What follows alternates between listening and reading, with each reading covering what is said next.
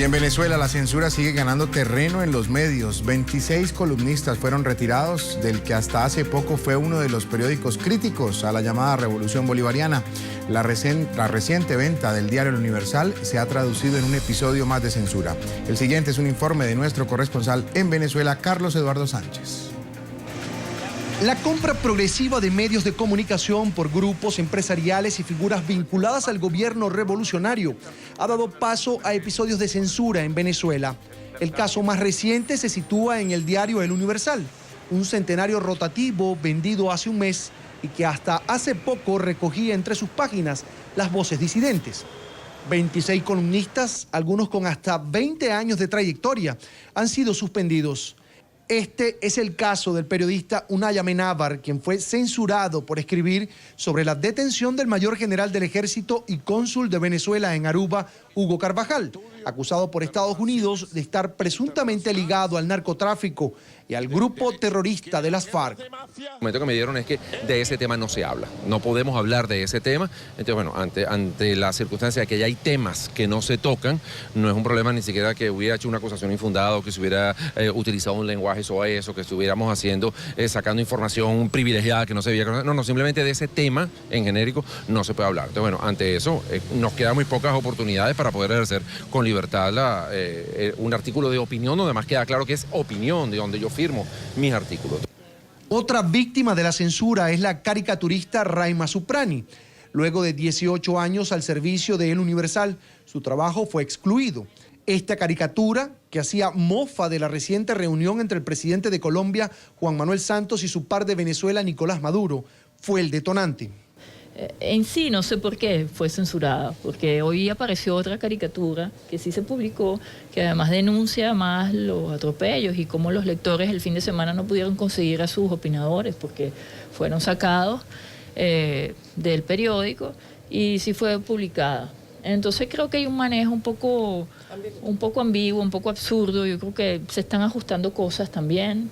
De repente hay cosas que no convienen. Suprani considera que el gobierno está ejecutando a toda costa un plan maestro para acallar a quienes piensan distinto. Bueno, para censurar ha comprado, empezó por las radios, específicamente compró muchísimas y además cambió las leyes para poderse quedar con muchas emisoras y cambiarlas a propaganda. Y después, bueno, vinieron las televisoras y ahora la prensa, obviamente, la dejaron para el postre. Pero no solo las páginas de opinión habrían sido intervenidas por la nueva junta directiva. Una entrevista al diputado opositor Julio Borges, incómoda para el político en medio de un proceso de reajuste de la mesa de la Unidad Democrática, también fue retirada de una edición, pasada las 9 de la noche, cuando los periodistas responsables de su edición ya no estaban en planta. Hubo un acuerdo político entre la fuente y la junta directiva que no tomó en cuenta el trabajo que había hecho el periodista. Historias que pasaron a la cotidianidad. Primero ocurrió en el canal de noticias Globovisión, luego en el grupo editorial Cadena Capriles y que ahora toca al diario El Universal. Para el secretario general del Sindicato de los Trabajadores de la Prensa, el país vive un cuadro alarmante de abuso de poder.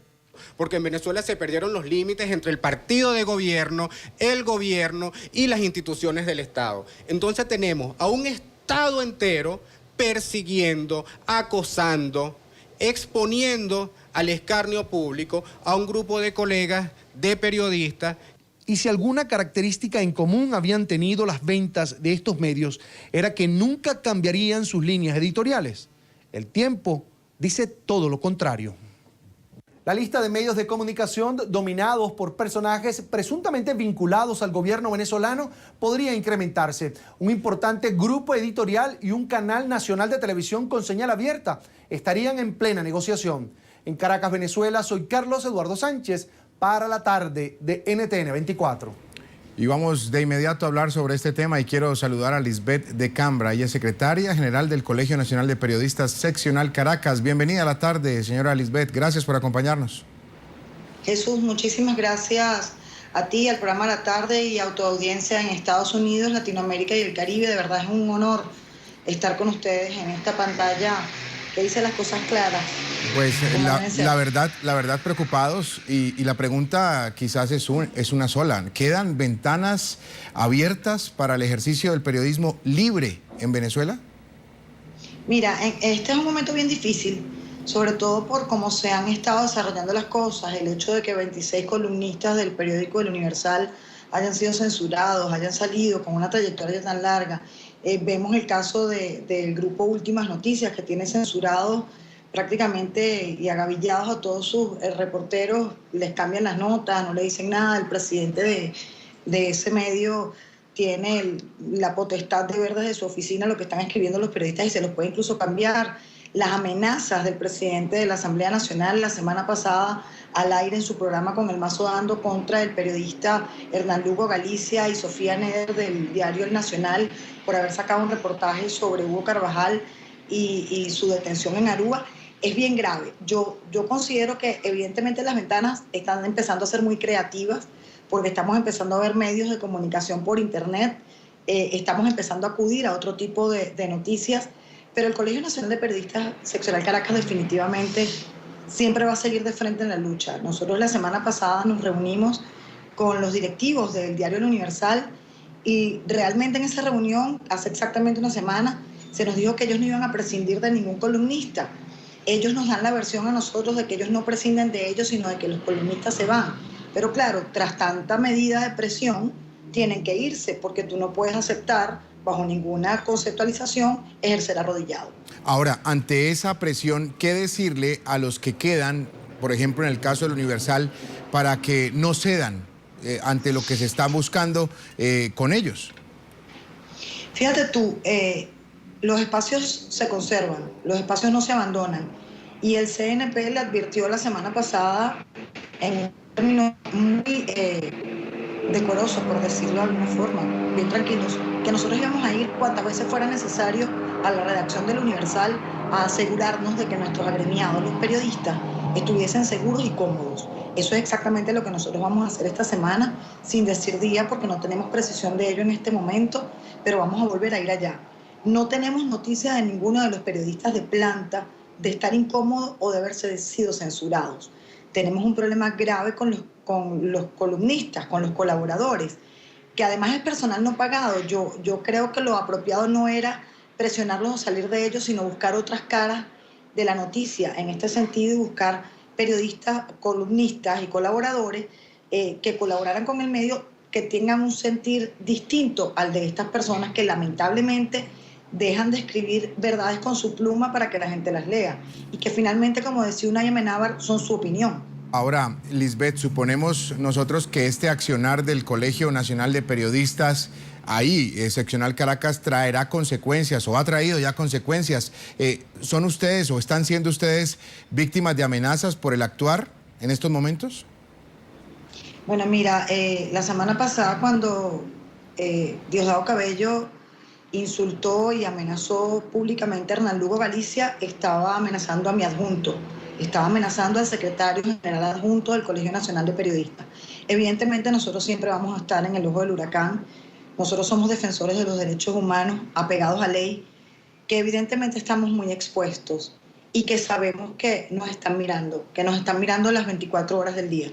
Pero no por esto nosotros vamos a sucumbir, porque el miedo no es una alternativa. Nosotros nos comprometimos desde Caracas con 9.000 periodistas agremiados al Colegio de Periodistas y con 14 millones de personas que viven en esta ciudad para defenderle su libertad de expresión. Y en el caso de Venezuela defendemos a 23.000 periodistas y a 29 millones de venezolanos en su derecho a estar informados. Y los derechos no se negocian. Ahora, ¿se lleva estos casos como el del Universal, el caso concreto de lo que nos está comentando, las amenazas que han recibido algunos miembros del colegio, a instancias internacionales? ¿Cree usted que la salida de buscar apoyo internacional de asociaciones, de gremios, de periodistas internacionales puede tener cabida en esta crisis que se vive en el hermano país de Venezuela?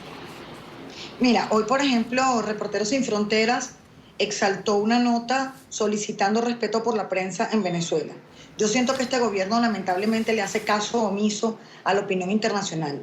Nosotros tenemos que seguir aunando todas y cada una de los escaños que nos tocan en esto y entre ellos está denunciar guardar récord de lo que está pasando y seguir denunciando. ¿Por qué? Porque todo termina por pasar y en el momento que pase, todo termina por agarrar cauce. Nosotros tenemos que tener pruebas de lo que está pasando, porque lo que está pasando acá definitivamente está fuera de toda norma y fuera de toda coherencia. E insisto, el Colegio Nacional de Periodistas es defensor de los derechos humanos de los periodistas y del derecho de la gente a estar veraz e íntegramente informado. Y no vamos a sucumbir bajo ningún concepto. Lo lamentable, Lisbeth, en este caso y en el de algunas otras agresiones a comunicadores sociales en todo el país, porque no estamos hablando de casos específicos o únicos en Caracas, no, estamos hablando de casos en todo el país, es que las instituciones a las cuales se debe acudir en un eventual caso como los que hemos mencionado, no funcionan, no responden y la verdad es que ya se prefiere no acudir a ellas. Fíjate, seguimos acudiendo, pero yo, por ejemplo, te puedo contar una anécdota con Raima Suprani. El año pasado, aproximadamente en el mes de marzo, a ella la llamaron 400 veces en un periodo de aproximadamente 10 horas. Y fue un acoso público ordenado por un personero del gobierno que dio su número de teléfono privado.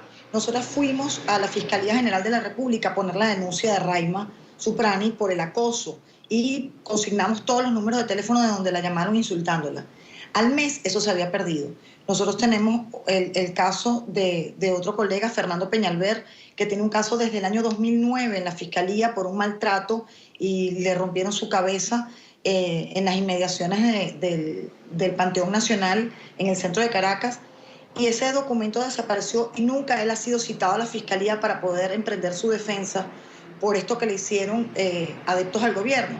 Entonces nosotros evidentemente no hay la justicia no es de ida y vuelta en este país, desgraciadamente, pero voy a insistir, la justicia a lo mejor tarda, pero siempre llega y nosotros vamos a seguir aunando los canales regulares, vamos a acudir a las instancias internacionales, vamos a acudir a las instancias nacionales y vamos a seguirle diciendo a la gente que los periodistas trabajan para ellos, por ellos y con ellos, y nosotros somos servidores públicos, no podemos permitirnos la negociación ni la sublimización ante una instancia de poder que evidentemente demuestra que nuestra teoría de que censura es dictadura es real. ¿Usted cree que los pocos espacios, los pocos medios de comunicación que quedan en Venezuela y que tienen esa línea de oposición y que no están de acuerdo con lo que está en este momento en el gobierno venezolano, en cabeza del gobierno venezolano, puedan sobrevivir a toda esta oleada que se ha venido presentando y que se está volviendo ya cada vez más frecuente? Mira, lo que pasa es que en Venezuela nos ha pasado como la historia del lobo. Ahí viene, no crees, ahí viene el lobo, no crees, el cuento de la Caperucita Roja. Y realmente han seguido permeando los medios de comunicación el gobierno con su larga mano. ¿Cuál es el punto acá? Nosotros entendemos que hay algunos medios que por la legislación venezolana, independientemente de no tener ningún tipo de conexión con el gobierno en el ámbito estatutario, pues se sienten temerosos porque las leyes en Venezuela aplastan a la opinión. Por ejemplo, poner en las manos de la audiencia el deseo de denunciar porque le molesta, por ejemplo, en la subjetividad, el color de la camisa del presentador o cualquier cosa que diga, y eso está previsto en la ley venezolana, pareciendo una aberración. Es terrible para los dueños de medios y los editores, nosotros los entendemos. Lo que pasa es que la noticia es una sola y hay que darla y por eso se aunan y se buscan 3 fuentes para que haya parte y contraparte. Ahora, nosotros vamos a seguir de pie luchando, vamos a buscar alternativas, vamos a emprender el desarrollo de medios web, vamos a seguir informando y yo voy a volver a dar mi advertencia. Si el gobierno venezolano sigue cerrando medios y su mano peluda sigue cayendo sobre el derecho que tiene la gente de estar veraz e íntegramente informado, nosotros vamos a salir a informar en las plazas. Porque nuestro deber, con el que nos juramentamos ante la Constitución de la República Bolivariana de Venezuela y la Ley de Ejercicio del Periodismo, dice que tenemos que informar al pueblo porque esto puede prever vidas. Escuchándola a usted me llama la atención un tema que es clave para el desarrollo de un medio de comunicación como lo es la publicidad. Yo quiero muy brevemente que usted nos señale y que nos haga una pequeña radiografía, por favor, cómo está ese tema de la publicidad en casos como el del Universal, que es el más reciente que tenemos aquí como referencia esta tarde, pero que supongo yo están ya en otros de los medios de comunicación que han sido víctimas de censura o de alguna restricción a la información. Claro, fíjate, en un país donde la industria privada está prácticamente quebrada, producto de las normativas en el ámbito de los dólares, que no tienen divisas para poder comprar materia prima y todo lo demás, la inversión en publicidad privada ha bajado muchísimo y el mayor anunciante en este momento es el Estado, un Estado multimano, un Estado que parece una araña porque tiene 1.000 millones de patas, ¿no? Entonces el Estado es anunciante, pero el Estado es represor, pero el Estado quiere ser quien ve los contenidos y el Estado es el que para a los medios de comunicación las telenovelas porque dicen que en ellas hay mensajes subliminales. Entonces te pones a ver y es tan absolutamente importante notar esta radiografía de intento absoluto por tener el contacto comunicacional con la gente desde una manera obligada. Por ejemplo, vimos contra un país extranjero, el cual no voy a nombrar, una campaña abrasiva del Estado venezolano que por demás no pagó, es gratis, porque es de los minutos que teóricamente toca colaborar a los medios de comunicación con el Estado, deplorando de otros estados, deplorando de países extranjeros. Pero también vemos, por ejemplo, con la utilización de niños en campañas publicitarias larguísimas. Lo ideal en televisión es que los comerciales sean de 30 segundos a más tardar, como muy largos. Bueno, ellos se lanzan micros hasta de 1 minuto y medio en televisión nacional. Las cadenas, si bien es cierto que pudiesen haber disminuido, han sido sustituidas por este tipo de micro. Entonces tampoco hay demasiado espacio para la parte comercial. Y obviamente terminan extorsionando, por poner alguna palabra, a los dueños de medios con la publicidad, porque la publicidad es lo que paga a sus empleados, lo que paga a sus periodistas, a sus camarógrafos, a sus luminitos, a todo el personal de un canal de televisión. Pero ya es prácticamente inexistente la publicidad privada en el país. Muy bien, le agradecemos a Lisbeth de Cambra, secretaria general del Colegio Nacional de Periodistas Seccional Caracas, por haber estado con nosotros aquí en la tarde de NTN 24. Muy amable. Muchísimas gracias a ustedes y de verdad es un placer siempre poderles hablar claro de lo que está pasando en Venezuela, en un país en donde nos están tapando las pantallas, pero tenemos a NTN 24 que sigue siendo una ventana segura para decirle al mundo lo que está pasando en Venezuela. Gracias. Gracias a usted.